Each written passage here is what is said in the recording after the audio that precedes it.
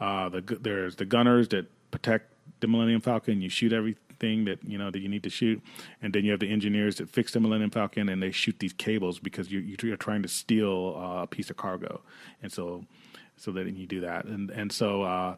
Of course, everybody wants to be a pilot because that's probably the coolest. It's the front row seat, and you get to actually control the ship, or crash it, as Tracy did, right? No. No, she was blaming it on me. We were blaming it on each other. I did hit an asteroid. Asteroid. I'm sorry.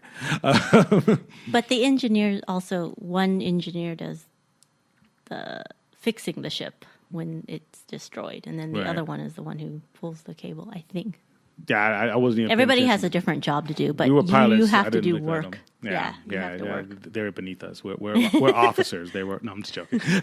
So we actually got to be pilots. So which is rare. So that's kind of cool because next time we're not going to oh man, we didn't get to be pilots. We on our first time out we got to be the pilots, and we did okay. I think we're probably below average, but I know some people who did worse. So. Yeah, if you totally crash the ship, all the lights will go off and smoke will start coming out or something when the ride ends. It almost makes that didn't happen to us. Yeah, I kind of want to crash it to see that effect, happens.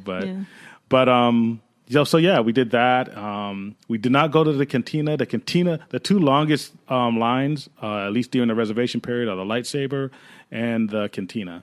And, we'll probably go back to the cantina. But to me, it's I'll go to California Adventure and have a beer afterwards. And it was 8 in the morning. Yeah, it's 8 in the morning. I don't really want to drink, alcoholic blue milk, in the morning. But that's something we'll definitely go back and experience. A lot of people say it's worth it. So we'll go back and do that. And then we're going to build a droid when we go back. So those are the two things we didn't do. But we wanted to kind of get some footage for our new channel. We wanted to walk around. We kind of wanted to soak it all in instead of just rushing from one thing to another. We probably could have done it all, but we would have been rushing around, and we wouldn't have been able to bring you guys some of the footage that we got. Other than that, though, I would just say it is definitely worth going to. And, what we could talk more about it a little bit later. But now... let's talk Disney food. Every podcast we're going to have a taste talk. And Tracy, what do you want to talk about? Started off with, while Brian was in line to pay for the lightsaber, I went to get breakfast to see what they had for breakfast at Ronto Roasters. And for breakfast, I know everyone's talking about the Ronto wrap, and they have a breakfast version of that, which is the sausage with eggs and cheese wrapped up in a pita wrap or something. Yeah. And then I got the overnight oats. So I brought that back and we ate that while we were standing in line. And that was you had the wrap. You liked I was the crazy overnight about oats. the overnight oats. She liked the overnight oats so much that she tried to make them this morning. Not the same. Not the same. I thought, after tasting yours, I thought you were a rebel spy. I don't. No, if I adjusted it, it would be the same. No, Tracy's actually a very good cook. So it did. They tasted okay, but I was kind of over the overnight oats. Initially, you didn't like it as much as I did. It's just like oats with berries and milk and salt, and it's good. It's good, but it's you can miss me on that one, but but a lot of people do like it. It's kind of like a parfait with oatmeal. Yeah, that's how best to describe it. Dragon fruit in it. And then we had the real Ronto wrap later. Yep. For lunch, and that's good. That's pork on pork, in a pita with cheese. I thought that was worth it. That's really good. And what else did we have there? We had the blue milk and the green milk. Yeah, the non-alcoholic versions, because we didn't go into the cantina. And so the green milk, to me, which looks yellow, but I could be colorblind, it's just kind of sour. The blue milk was actually pretty good, though. Yeah, everybody liked the blue milk, but I think I like both. They both each have a unique taste, but the blue milk is the popular one. And then what I'm seeing a lot of people do is mixing the two and say they get that sweet and sour kind of flavor. So maybe we'll try to do that next time. So, yeah, I think the food is good. I think they're going to probably, like every other land in Disney, they're going to be adding stuff. And, of course, there's going to be special events. And you're probably going to have, like, Han's ham sandwich eventually or, Leia's linguine. I don't know. But you're going to probably see more stuff added. But this was just for the reservation period. I don't know The menu's probably set for right now, but I'm sure. Well, and they had more options at that other place. There's Docking Bay 7 or something. Yeah, Docking Bay 7 has like some turkey jerky type thing. No, that was at Ronto Rab. Oh, it has like ribs okay. or there's some ribs and stuff. So yeah, there's a couple of good food options. I don't think you're going to want to eat dinner there unless you just happen to be there. Mm-hmm. I think there's plenty of other better dining choices in Disneyland and downtown Disney, but especially Disney World. I mean, they got like 100 restaurants there, but I think it's good for snacks and something to munch on while you're in line. So, Okay. So now it's time for Dot Points Disney. So this is where we talk about all things Disney information. You just get our opinion on certain things. What do you got for us today? Well, we forgot to talk about what happens after the reservation period ends at Galaxy's Edge. Yeah. So starting June 24th, supposedly you don't need a reservation anymore, and it's open to all. But and that's going to be crazy. Yeah. But I don't know how crazy, because everyone thought this was going to be crazy. So the first couple days during the reservation period for Galaxy's Edge, a lot of people stayed away from Disney, and the rest of Disney and California Adventure were empty. It was nice. Yeah, it was like 15-minute waits for like Hyperspace Mountain and stuff. Yeah. It was weird. And I think the word got out and people started coming eventually. But I think that they're testing some things out, and the rumors that I've heard, they're going to be using, they're going to institute a virtual queue for the rides.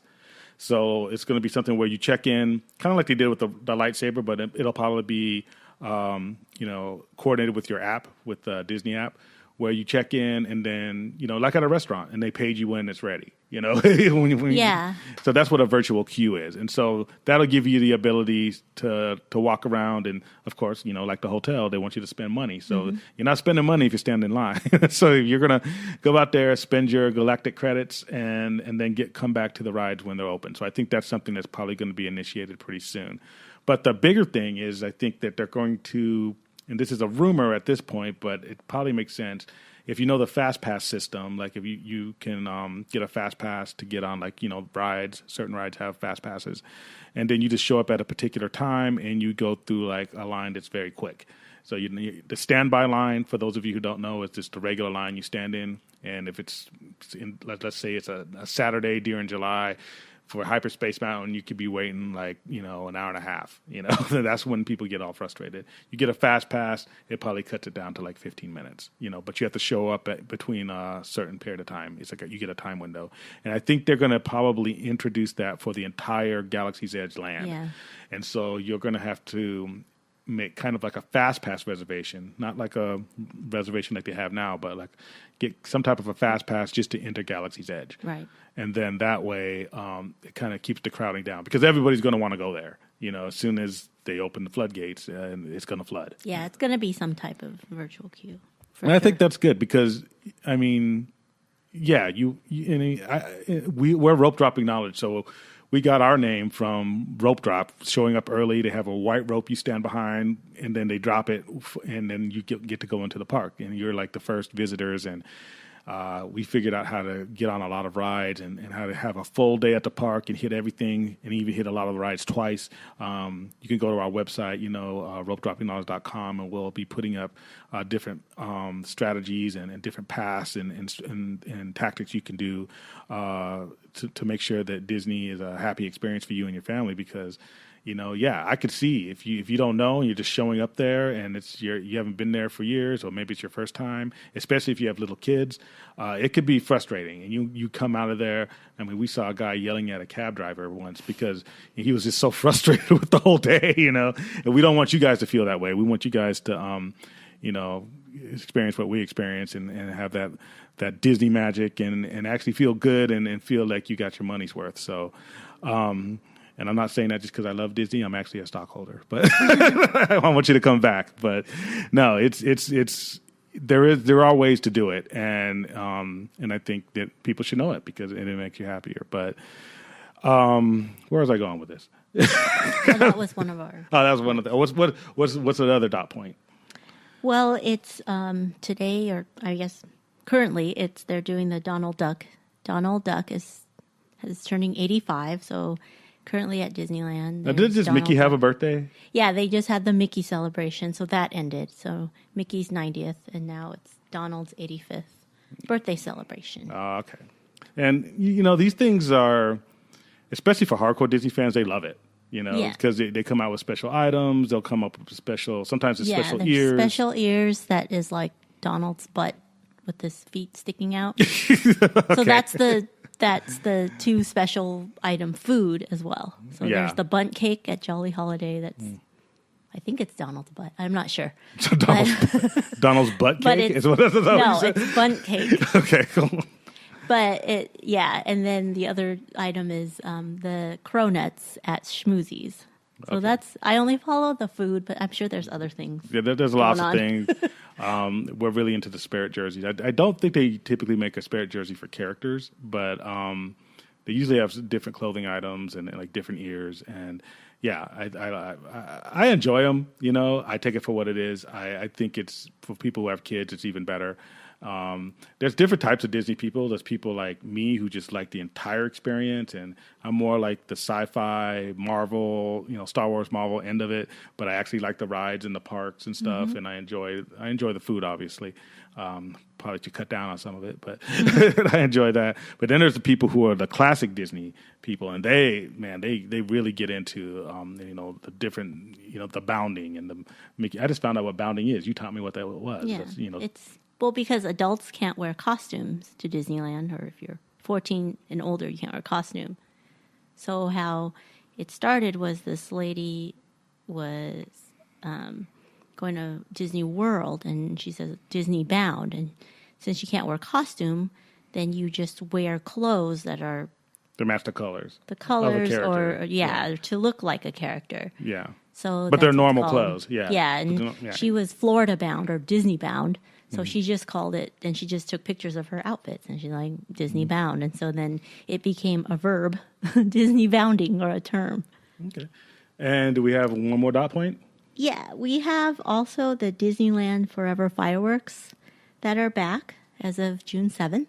Okay. And that's the show that they had during their 60th Diamond celebration. So the Mickey's Mix Magic went away, and so now the current show during fireworks is the Disneyland Forever. So just a little dropping knowledge for you guys. And now they have projections, like when they had the Disney Mickey's Magic Mix, I think. Mixed Magic. Mixed Magic, yeah. And it reflects on the Main Street buildings and stuff. And then that where Fantasia's shown, it reflects off the water, kind of like a mini World of Color. Mm-hmm. And I don't know how Galaxy's Edge is going to affect this once they open it up to everyone. But the best place to watch fireworks is not on Main Street. It's at the exit to Thunder Mountain. You go to Thunder Mountain's exit, and you can stand there. You get the full view, and it's usually like maybe 10 to 20 people there, at least last summer. I mean, I guess as I announce this, it probably won't be. But even if when I announce it and when more people go there, that means there'll be less people on Main Street, right? So I'm not of the, Tracy disagrees with me. She's like, we're releasing too many secrets about Disney. But the way I look at it, Tracy's a lawyer, and she wants to keep everything secret. I'm an MBA. I look at ops and logistics. So she doesn't want all this stuff released, and I'm like, no. The more knowledge people have, the better it is, because people spread out. Right. So yes, Galaxy's Edge is going to cause a lot more people to come to the park, but the actual land in the park is being extended by 22%. So if there's a lot of people, so let's say only the park capacity increases by 15%, that's still 7% more land that's available to us. And if people spread out and they use the virtual queues and the fast pass to get in the land, you do all these things, and then it actually makes the park seem less crowded, even though there's more people. Yep. And so that's kind of how I look at it. If I tell people, hey, this is a good spot to watch fireworks, and more people go there, well, then that means there's less people on Main Street. So that it's more comfortable. So I think everybody wins. Well, the Galaxy's Edge, there are a couple of pictures I saw where people, if you're lucky enough to get a reservation during fireworks time, there was a really good view of the fireworks, and it's right behind the Millennium Falcon. Yeah, so that looks really nice. And it was we got to pretty. try that one. Yeah. I'm going to try that one. So that's our show for today. Thank you for joining us on our very first episode. Again, I'm Brian. I'm Tracy. And we will see you next time. We're out.